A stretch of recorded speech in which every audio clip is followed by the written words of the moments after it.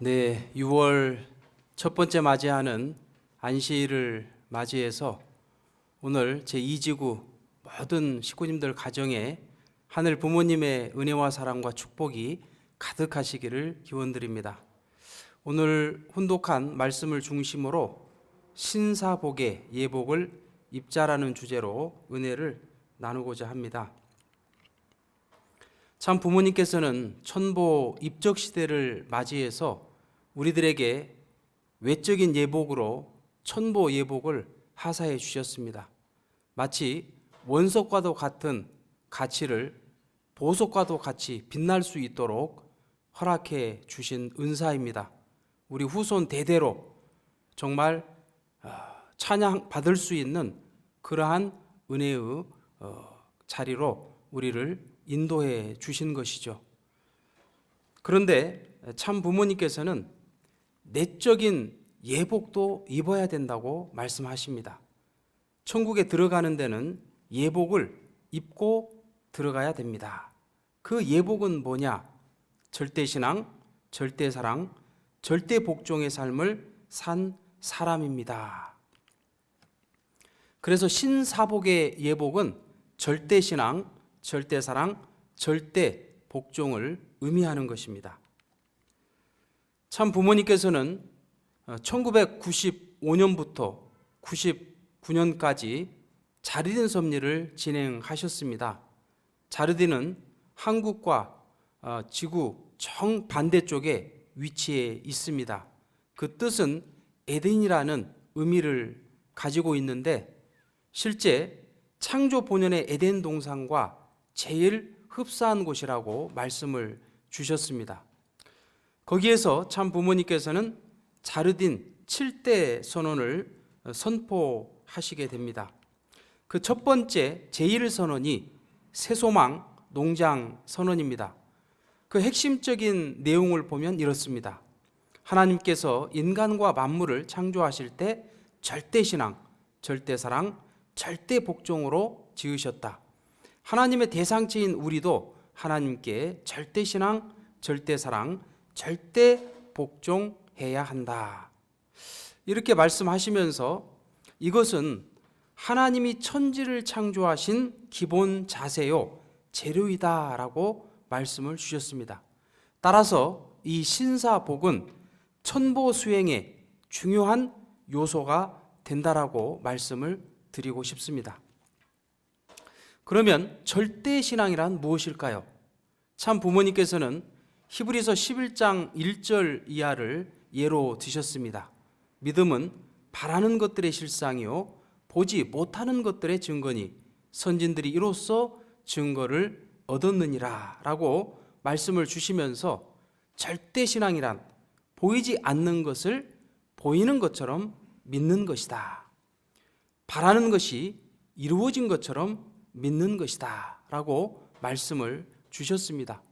하늘 부모님께서 이 피조 세계를 창조하실 때 그 하늘 부모님의 꿈이 아직 보이지는 않지만 마치 보이는 것처럼 절대적으로 믿고 아직 이루어지지는 않았지만 그것이 이루어진 것처럼 절대적으로 믿고 창조하신 것이 하늘 부모님의 절대 신앙이었다라고 말씀을 주시는 것입니다. 참 아버님께서도 절대 신앙하시면서 한평생을 살아오셨습니다. 죽음의 경지에서도 미래에 이루어질 그 꿈을 생각하시면서 참 아버님께서는 그것을 이겨내셨습니다.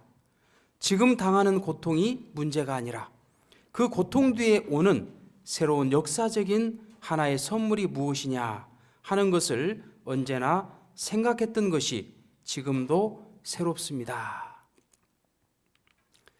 참 어머니께서도 절대신앙으로 2020 비전 승리와 천일국 안착을 선포해 주셨습니다.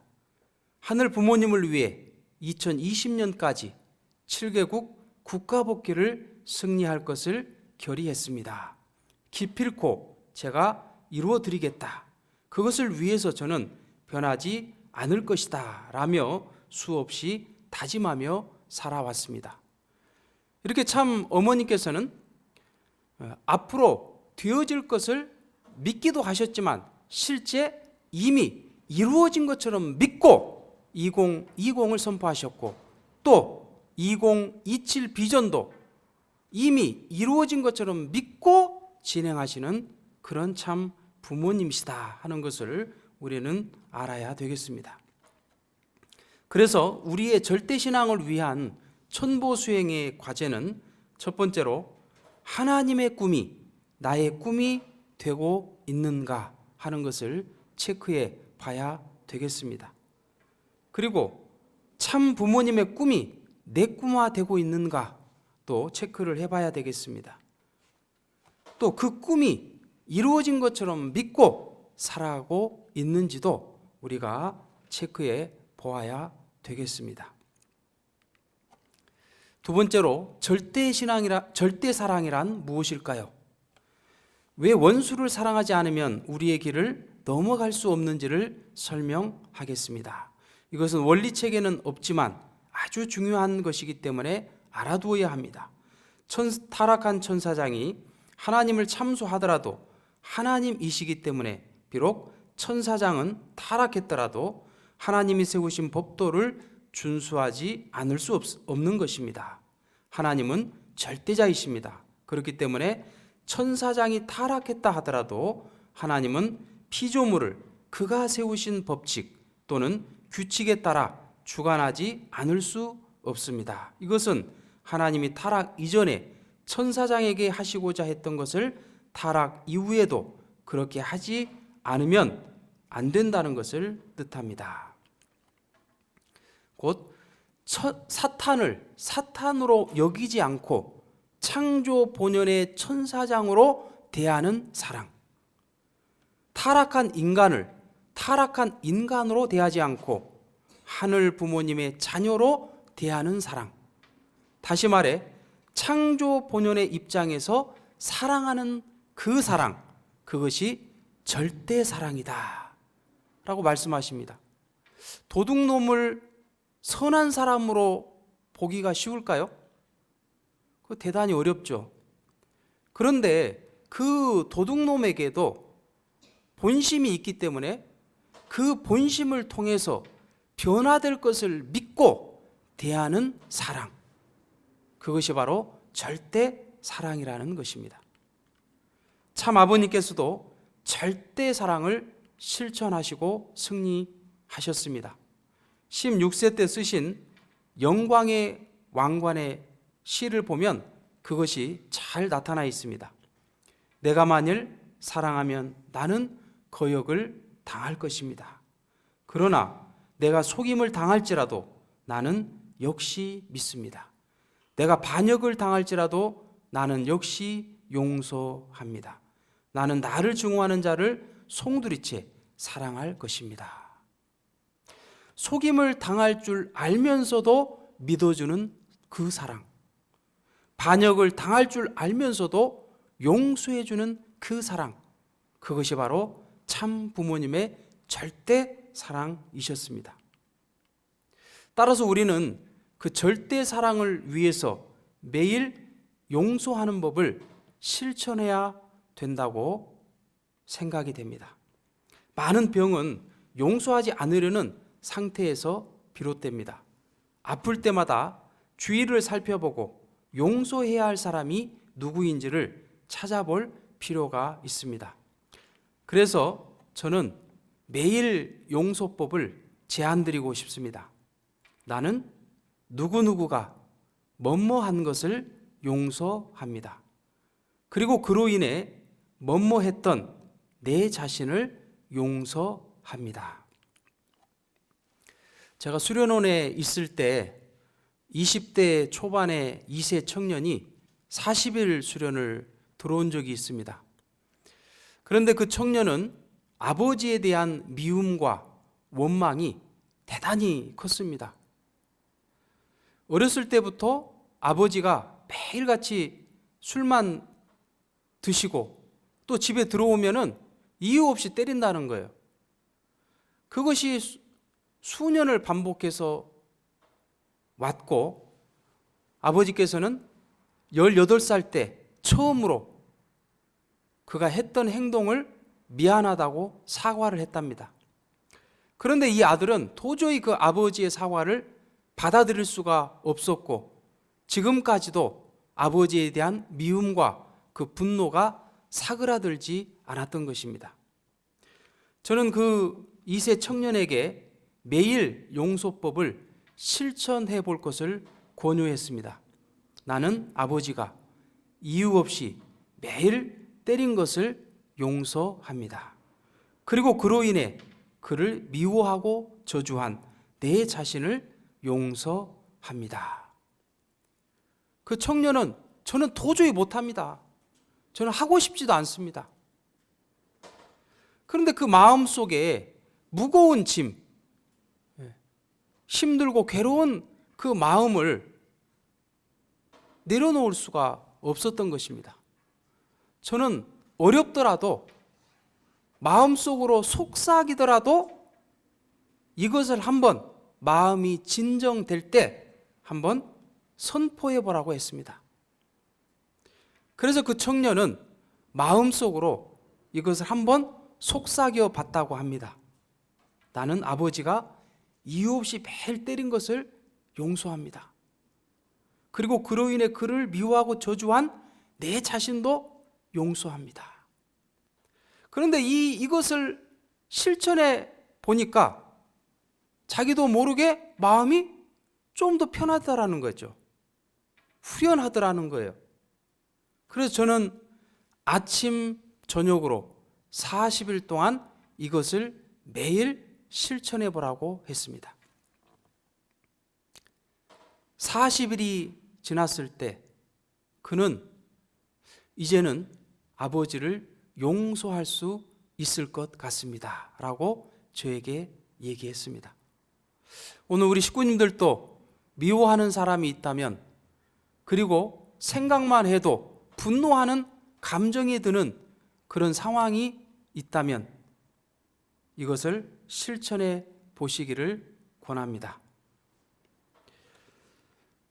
일요일 날 예배 때 김 집사님이 와서 내가 인사를 했는데 그 김 집사님이 인사를 받지 않고 그냥 지나가 버렸어요. 그럴 때 마음이 어떻습니까? 내가 괜히 인사했네. 다시는 저 인간한테 내가 아는 체 하나 봐라. 그러면서 분노하고 미워할 수도 있죠. 그럴 때 이것을 한번 해보시기 바랍니다. 나는 오늘 김 집사님이 예배 전 인사를 안 받고 고개를 돌려버린 것을 용서합니다. 그리고 그로 인해 이빨을 갈고 앙심을 품은 내 자신을 용서합니다. 사실은 김 집사님이 그걸 못 봤을 수도 있거든요. 눈은 보고 있는데 마음이 딴 생각을 하면 그걸 못 볼 수도 있어요. 그래서 우리가 많은 오해 속에서 미워하는 그러한 감정이 생기는 경우가 많습니다.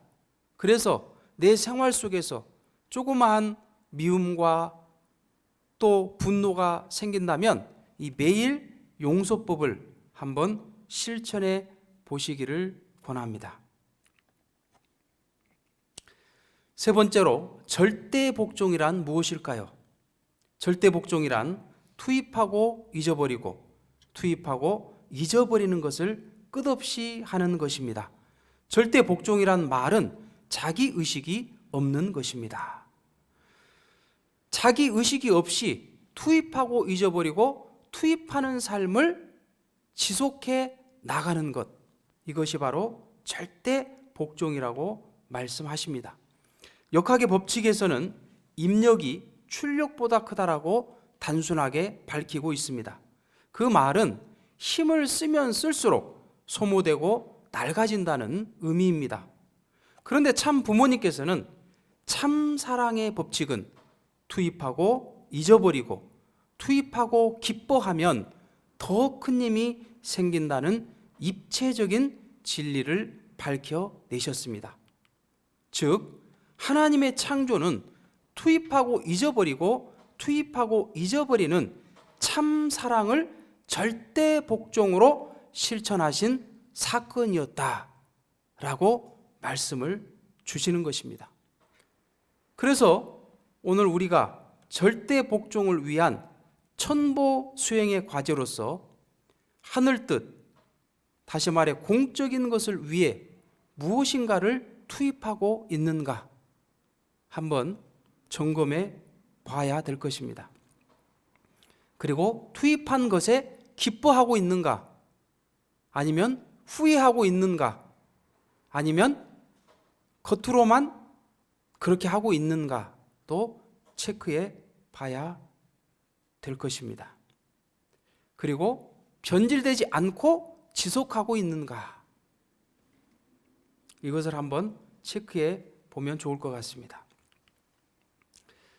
이렇게 절대신앙, 절대사랑, 절대복종은 신인의 일체 이상 그리고 해방권과 석방권을 이룰 수 있는 길이라고 가정맹세 8절에도 말씀하고 계십니다.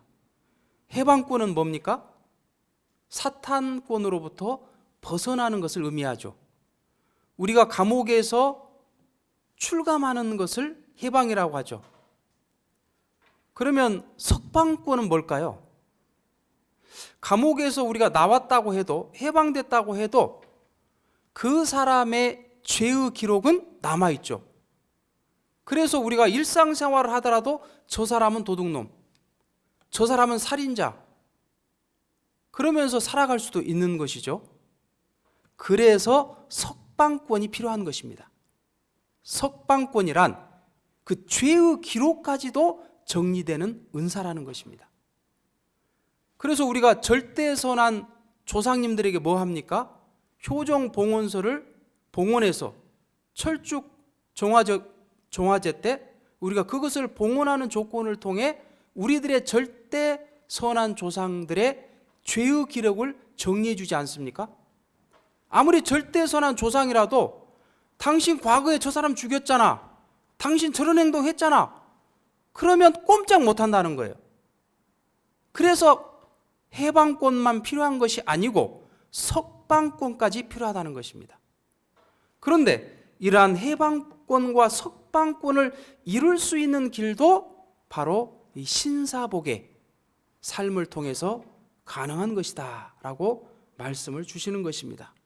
따라서 절대신앙, 절대사랑, 절대복종은 지상과 천상의 주류 사상이요 어디든지 통하는 사상이다라고 말씀을 주시는 것입니다.